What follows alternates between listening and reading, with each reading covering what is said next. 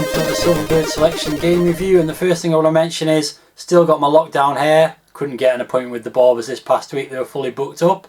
So let's move on to the game review, and today I'm looking at a Silverbird release from 1988. Peter Packrat is the game, and this is a conversion of a fairly rare Atari arcade game from 1985. Pretty obscure game on the System 1 hardware, which is the same hardware as games like Marble Madness and Roadrunner and Indiana Jones and the Temple of Doom. This one's a lot more obscure than that, and I've never actually played the arcade game, though I have had a look at it on YouTube. So this is a rare game to find in the Silverbird packaging for the Commodore 64. On eBay I've only ever seen a couple of copies of it. Luckily I got mine as part of a bundle which cost £3. So let's take a look at Peter Packrat and see how this arcade conversion turned out. Here's the front cover of the game then, and as you can see it's typical Silverbird packaging. Got a nice Peter Packrat logo at the top there in a cartoony style, as is the image on the front. You can see Peter with his sack full of things that he's collected, climbing a ladder with various enemies in the background. A packrat, by the way, is a term more commonly used in America, I think, and it basically means someone who collects things that other people don't want. And I think in this country we'd probably call that a hoarder. So the other thing to note on the front here is the copyright information in the bottom right corner here. 10Gen and also Atari Games Corporation is mentioned. Now 10Gen at this point in time, we're talking late 80s, was the name of the company that published Atari's arcade games on home systems. And I think the reason they were called 10Gen was because Atari had split into two companies. One that published the home games, which would have been Atari home computer games or something like that, and one that created the arcade machines, which was the Atari Games Corporation. So when it came to putting the Atari games on home systems, they needed a company with another name. I think that's how it worked out. Anyway, I'm not 100% sure about that, but I think that's how it was. So anyway, let's move on to the spine, which unsurprisingly has got that nice Peter Packrat logo on it. And on the back cover we've got the 4 screenshots, which are all Spectrum screenshots, quite obviously, based on the single blue colour on them. And then the blurb about the game just says, help Peter Packrat in his pick-up pandemonium. They do love some alliteration on these covers. So moving inside the packaging, and you can see the usual sort of thing here. Look out for these other Silverbird titles. We've got Street Warrior, which was actually released as Street Warriors. Motocross Mania, which was never released.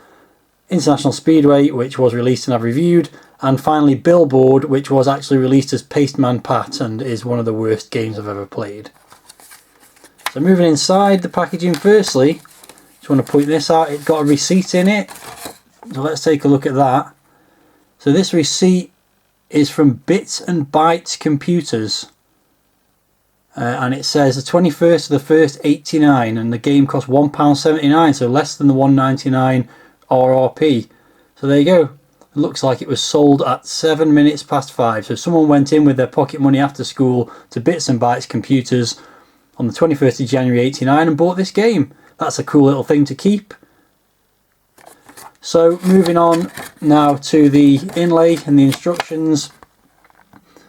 So you've got all that copyright information at the top there. Peter Packrat, copyright 10Gen and Atari Games, and conversion by Software Creations. It then goes on to give you a nice overview of the game. Peter Packrat is a cute little rodent who lives in a junkyard. He likes nothing more than picking up all the nice things that people don't mean to throw away. It goes on to tell you about what the aim of the game is and the fact that the junkyard is not a safe place. It's patrolled by Riff Rat, the leader of the Rats of Flatbush, and his minions. Scrapper the junkyard dog, Sticky the spider, Night Owl, Slugger the bat, Big Al the alligator. Wow, there's a lot of enemies in this. So anyway, there you go, that's a nice overview of what you've got to do in the game. You've got some loading instructions, and finally some controls and gameplay instructions. Usual sort of joystick controls, and what you need to do is collect all the treasures on the level and take them back to the nest. The number of items needed is shown at the top of the screen. Avoid the animals, but you can also stun them by throwing stones at them. And you can also use flying animals that have been stunned, they can carry him. You can climb up and down on ladders, slide down slides, bounce across gaps on planks, and climb through pipes. And you can also swim. So there's lots to do in this game by the sounds of it. Now if you're thinking that Firebird were going to spend a little bit of money on a loading screen for this game, given that it was an arcade conversion, then I'm afraid you're going to be sadly disappointed, because here's the loading screen and it's just some plain text, as with most of the Silverbird releases. As you can see, it's got the copyright information for Atari and also obviously the conversion details for software creations. One thing I hadn't mentioned previously, and this does make it clear that this game isn't a re-release of a full price game. It was originally released in this Silverbird packaging for $1.99. So you could say the fact that they managed to get hold of an arcade game and convert it and release it directly to budget was quite a coup perhaps, although maybe the fact that it was quite an obscure game meant it didn't cost them a lot of money to license it from Atari.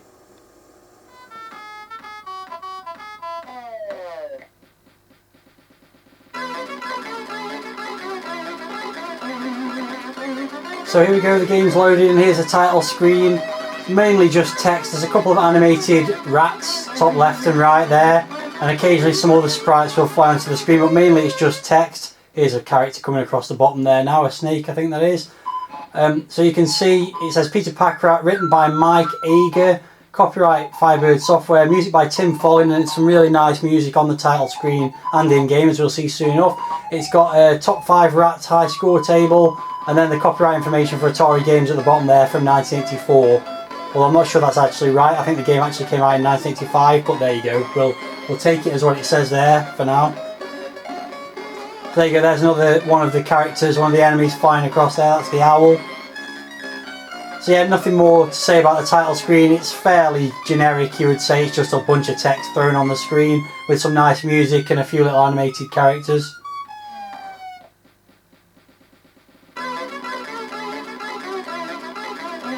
So let's get on with the game.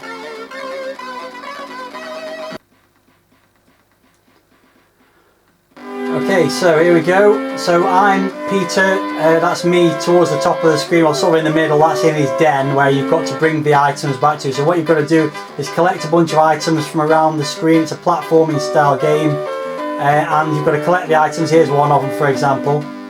Just wait for this dragonfly, whatever it is, to move out of the way, because when I collect that I'm going to bounce over here. So you can move around the environment using the joystick. You can also push up to jump, and also up and down climb ladders. So you've got to collect the items and take them back to your den. There's various things around. As you can see, there's various things you can interact with as well, such as trampolines, and there's bizarrely some escalators here.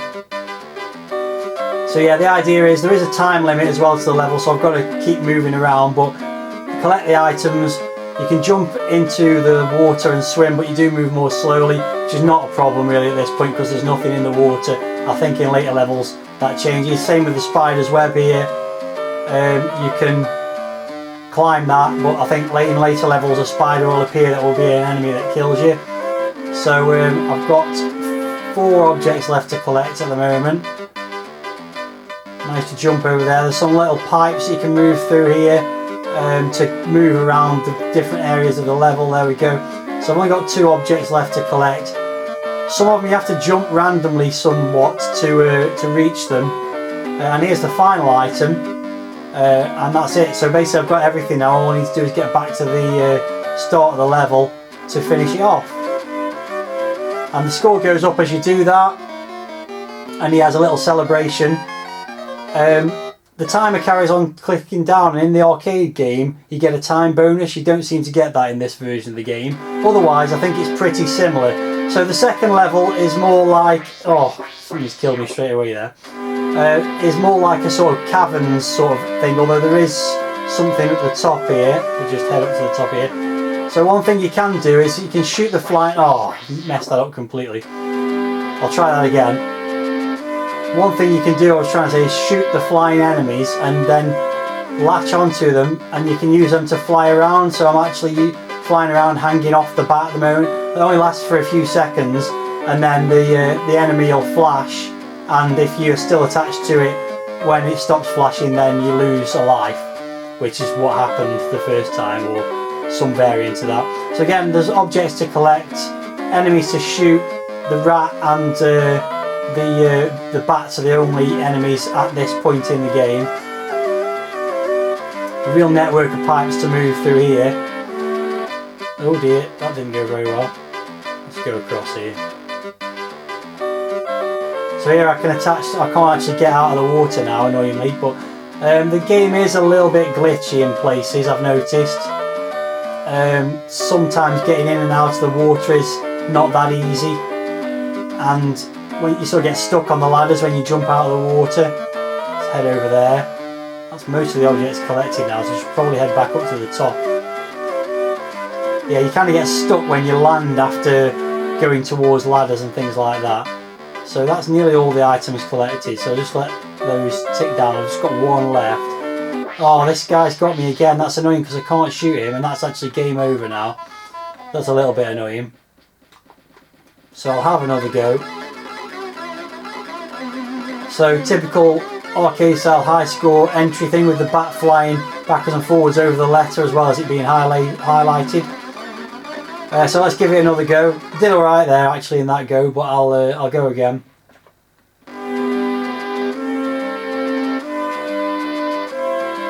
That'll give me a chance to talk about the graphics, which are not too bad. I feel like the backgrounds, particularly on this first level, are a bit bland, they're a bit grey and blue and not much else. But overall I think the sprites are animated nicely and the graphics do the job. They're certainly similar to the arcade version, albeit nowhere near as well defined or colourful. But they don't do a bad job, I would say. So I'm just going to go around and try and collect all the items all in one go, because I think the more items you drop off at one time, the more points you get. Or something along those lines. I'm not 100% sure about that, in all honesty. Let's let this guy fly over the top here. Oh, got him. Just going to say I've messed up. Let's see if I can get him to fly me a bit further. There we go, that gets me closer. When you throw the stones, I never mentioned it, but you pick up stones basically to throw at the enemies. When you throw them, they end up somewhere else on the landscape, so sometimes you'll end up with no weapons. I think that's it, yeah. Completed the first level. 4,011 points for whatever reason, I'm not entirely sure. So let's see if I can get through the second level without getting killed quite as easily as last time. Oh no, not at all, because I slid down the slide straight onto a bat. Annoying again. Let's head over this side. This side seems a little bit safer. Oh, what am I doing here? Let's start here, because I'm there now. Let this bat do his rounds. The bats and the enemies do follow a pattern to some extent, so you can sort of learn those, and that helps you with avoiding them basically. Yeah, again, every time you come out of one of those pipes and hit a ladder, you kind of get stuck. Where's he coming out? Oh, that's close. Okay, let's just go and drop all that stuff off. Okay, so I've got 3 objects left to get. I know at least one of those is near the top. No, I've done it again. Oh, that's so annoying. Oh yeah, there's a key here as well. Right, get the key and then head across the top here. Seems to be under a street, so possibly in some sewers perhaps in this level. The one thing I haven't mentioned so far though is the music, which I think is really nice. In game, it's a kind of pleasant little tune that kind of works quite nicely, I think. Oh, that's a bit annoying. You kind of bounce off that. Here we go, let's hook onto this guy. Oh, died again. Oh, I don't believe it. Okay, so I've entered my name in the high score table. I'm going to have another go, but I'm not going to play through the first 2 levels again for you to see. I'm just going to try and get to the 3rd level, and I'll start the camera recording again when I get to that point. Okay, so I'm back on level 2. Oh, worried about getting hit by one of these objects though. Oh, I don't believe it. So I've actually collected all the objects. So I've actually completed the level there. Lost another life though, so I've only got 1 life left.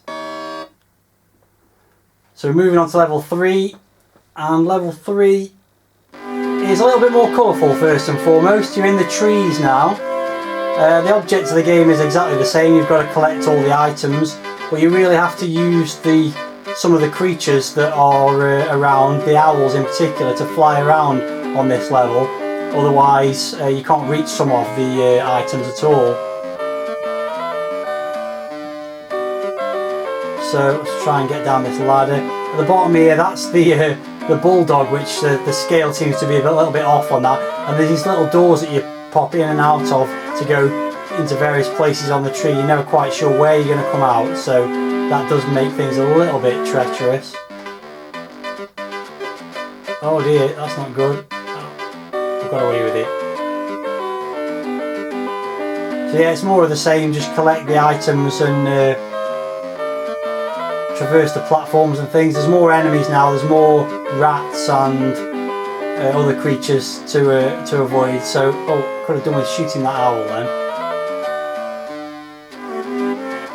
Try and get down here without getting killed, because I know I've only got one life left at the moment. Oh dear, where am I coming out now? Oh god, that was close. Oh, it's all over the place. Oh, stay still.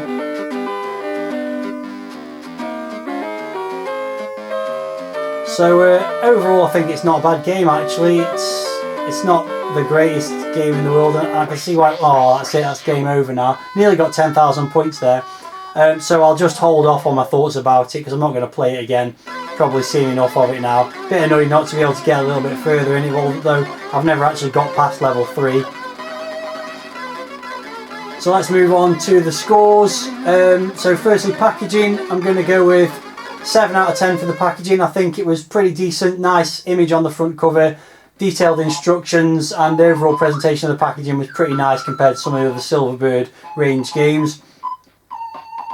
Presentation in game though is a bit bland. It's just a load of text on this title screen as it was on the loading screen. It's got some animation of little characters and the music on the title screen's nice, but overall I think it's only worth a 6 out of 10 for presentation. In-game graphics I think are pretty decent. As I said, the background's a bit bland for the first couple of levels, but the sprites are pretty colourful and reasonably nicely animated, although Peter Packrat himself, it's a bit hard to make out what he's doing even though the animation is quite good.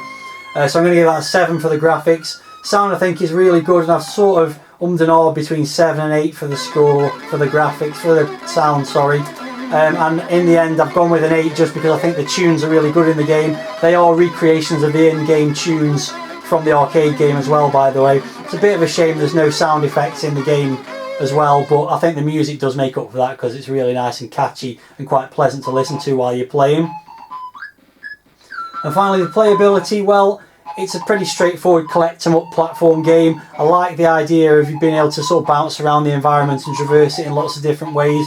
I like the fact you can shoot some of the flying enemies and use them to get you to other parts of the environment as well, although I probably didn't demonstrate that enough during my gameplay through it on this particular review.